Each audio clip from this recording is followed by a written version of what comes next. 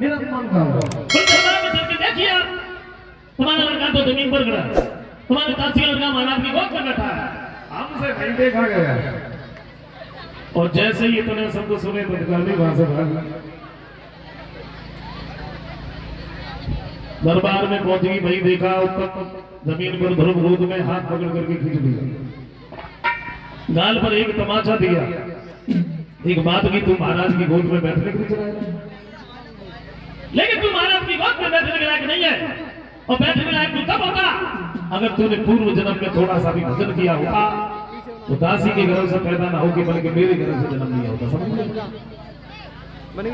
महाराज ताल बात भी कुछ नहीं बोले, ध्रुव रोते हुए अपनी माता की आंटी काटे है, और सुनीत ने ध्रुव को रोता हुआ देखा, एकदम से गोद में उठा लिया, मेरे लाल रोने के लिए तो भगवान ने मुझे ही बनाया है,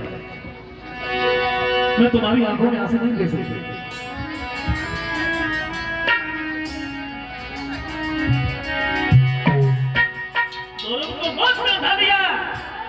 जवाब दिया, बेटा वो दुखियारी के लानत कोई किस बेदर्दी में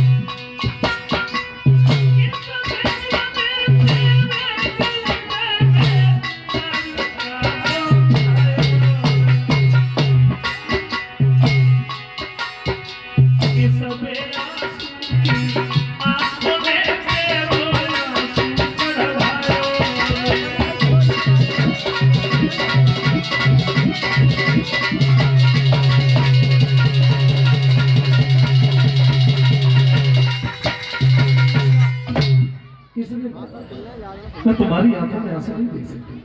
ध्रुव कहते हैं, मेरी भैया मैं और उत्तम भैया पिताजी के दरबार में खेलने के लिए गए, पिताजी ने तो मुझे अपनी गोद में ले लिया, मौसी पता नहीं कहां से भागती चली आई, उन्होंने मेरी गाल पर इतना चल दिया। तो सुनीत कहती, लाला मैं तो ये सोच रही थी कोई और बात है, मार दिया तो क्या हुआ, अपना ही था। बोले भैया पिताजी ने भी एक शब्द नहीं बोला। तो सुनीत ने ये कह दिया, बेटा अगर वो तुम्हारे पिता होते तो कुछ ना कुछ जरूर होते, इसका मतलब ये मेरे पिता कोई और। देखो ना ऊपर भैया अपने पिता की गोद में रोजाना बैठता, मुझे मेरी पिता की कितनी याद आती है, कहाँ है, कौन है? बोले बेटा तुम्हारे ही नहीं बल्कि सारे संसार के पिता है भगवान, रहते कहाँ? बोले बेटा भगवान के लिए कोई भी जगह खाली नहीं है, पर कर्म प्रभु का वास, तुम झूठ बोल रहे हो। अगर मेरे पिता